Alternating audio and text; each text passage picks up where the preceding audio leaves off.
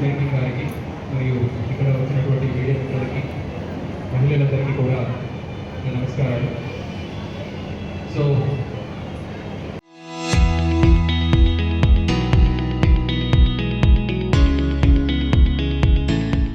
చాలాసేపు నుంచి మన వాళ్ళు శక్తి యాప్ సంబంధించి చెప్పడం జరిగింది. అలాగే మన సిడిపిఓ గారు ఎలాగ మీరు సేఫ్టీ పిన్తో ఇంకొక కళ్ళని ఉద్యోగాన్ని కూడా నేను చెప్పడం జరిగింది. సో ఎంతమంది దగ్గర శక్తి యాప్ ఉంది?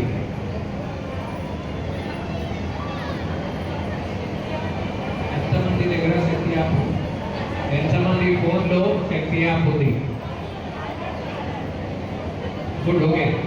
సో చాలా మంది 90% చేతులు పైకెత్తారు. Good news sir, good thing. మిగతా వాళ్ళు కూడా ఖచ్చితంగా అందరూ శక్తి యాప్ పెట్టుకోవాలి. రీజన్ ఏంటి? సో మీ ఫోన్లో వాట్సాప్ ఉంటుంది, ఉందా? నార్మల్ కాలింగ్ ఫీచర్ ఉంటుంది, ఉందా? సో ఈ దేనికి కూడా మీరు ఫోన్ చేసినప్పుడు అవతల వ్యక్తి మీ ఆయనే ఉండొచ్చు, మీ పిల్లలే ఉండొచ్చు, ఫోన్ ఎత్తకపోవచ్చు. లేదా మీరు వాట్సాప్లో మెసేజ్ పెట్టినప్పుడు వాళ్ళు చూసుకోకపోవచ్చు. అయితే మీరు మీ శక్తి యాప్ ద్వారా మీ SOS బటన్ ప్రెస్ చేసిన లేదా 3 times మీ మొబైల్ని షేక్ చేసిన అలర్ట్ కంట్రోల్ రూమ్కి వెళ్తుంది. 100% వితిన్ మినిట్స్లో శక్తి టీమ్ మీ దగ్గర ఉంటుంది. మీకు డౌట్ ఉంటే ఈరోజు మీరు టెస్ట్ చేసుకోవచ్చు బయటికి వెళ్ళిన తర్వాత. ఈరోజు ముఖ్య అతిథిగా వచ్చిన ఎస్పీ జగదీష్ గారికి ప్రత్యేక అభినందనలు చెప్పాలి. ఎందుకంటే మన ప్రాంతం కళ్యాణదుర్గ ప్రాంతం చాలా వెనుకబడిన ప్రాంతం. ఇక్కడ మహిళలు కానీ లేదా చిన్నపిల్లలు కానీ చైల్డ్ మ్యారేజెస్ ఏదైనా ఉన్నాయంటే ఇక్కడ ఎక్కువ ప్రాంతం మన కళ్యాణదుర్గ ప్రాంతంలో జరుగుతున్నాయి. కాబట్టి అలాంటివి అరగటాలనే ఉద్దేశంతోనే ఈరోజు మన ఎస్పీ గారు ఈ ఏదైతే అవేర్నెస్ క్యాంప్ ఉందో అది నిర్వహించడం జరిగింది.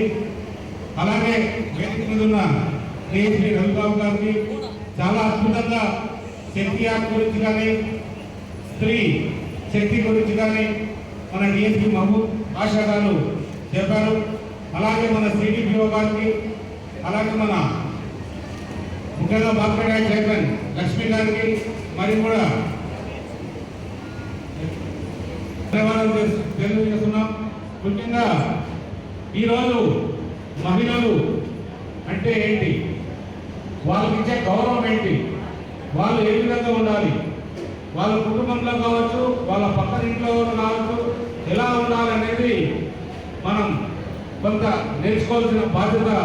అంటే చాలామంది నేర్చుకున్నారు, కొంతమంది అటు ఇటు నేర్చుకునే బాధ్యత కూడా తీసుకోవాలి. మన ముఖ్యమంత్రిగా చంద్రబాబు నాయుడు గారు ప్రమాణ స్వీకారం చేసిన తర్వాత మహిళల రక్షణపై ఆయన కఠినమైన నిర్ణయాన్ని చెప్పారు.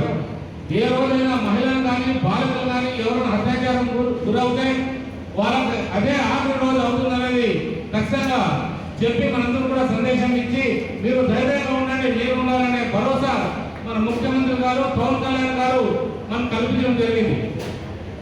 అలాంటి రాష్ట్రంలో, అలాంటి మన జిల్లాలో మన ఎస్పీ గారు కూడా సమర్థవంతంగా 2 సంవత్సరాలు పూర్తి చేసుకొని ఏ ఒక్క చిన్న అలిగేషన్ వచ్చినా కూడా వెంటనే స్పందించి ప్రజలకు ఏ అసౌకర్యం కలగకుండా జాగ్రత్తగా చూసుకున్న నిజంగా మనందరూ కూడా ఆయన కూడా ధన్యవాదాలు చెప్పాల్సిన అవసరం ఎంతైనా ఉంది. కానీ మనం కూడా చాలా నేర్చుకోవాలి. ముఖ్యంగా ఆడబిడ్డలు కావచ్చు, తల్లులు కావచ్చు, లేదా అక్కా చెల్లెలు ఎవరైనా కావచ్చు, చాలా ప్రాంతాల్లో చాలా వరకు కూడా కొన్ని అఘాయిత్యాలు జరుగుతున్నాయి. మారుమూల గ్రామాల్లో చాలా వరకు మర్యాదలు కూడా వస్తుంటాయి. అలాంటివి రాకుండా పక్కింటి వాళ్ళు లేదా పక్కింటి వాళ్ళు ఏదైతే మనకు అందుబాటులో ఉన్న శక్తి యాప్ ఏదైతే ఉందో ఎవరికి తెలియకుండా ఒక్కసారి మనం మెసేజ్ ఇస్తే అదే చట్టం తన పని తను చేసుకుంటూ వెళ్తుంది. అలాంటివన్నీ చేయాల్సిన బాధ్యత మన మహిళల పైన, ముఖ్యంగా అందరి పైన కూడా ఉంటుంది. ఎందుకంటే ఏ మహిళ అయినా ఒకటే, ఈ రోజు ఆ మహిళకు జరిగింది రేపు ఇంకో మహిళకు జరుగుతున్నాయి, నాకెందుకు లేని అభిప్రాయం ఎక్కడా కూడా ఉండకూడదు. మనమంతా ఒక సమాజంలో ఉన్నాం, ఈ సమాజాన్ని రక్షించాల్సిన బాధ్యత మనందరిపైన కూడా ఉంది. అందులో భాగంగానే నేను ఒకటే చెప్తున్నా, మన ఎస్పీ గారికి కూడా ఒకటే అడుగుకుంటున్నా, మన ప్రాంతంలో కళ్యాణదుర్గం పట్టణంలో ఎప్పుడైతే మహిళలు 4:30-5 గంటలకు ఉదయం వచ్చి, ఎందుకంటే ఇది ఏదైతే మన ఎక్సర్సైజ్ కావచ్చు, వాకింగ్ కావచ్చు, ఇంకోటి కావచ్చు,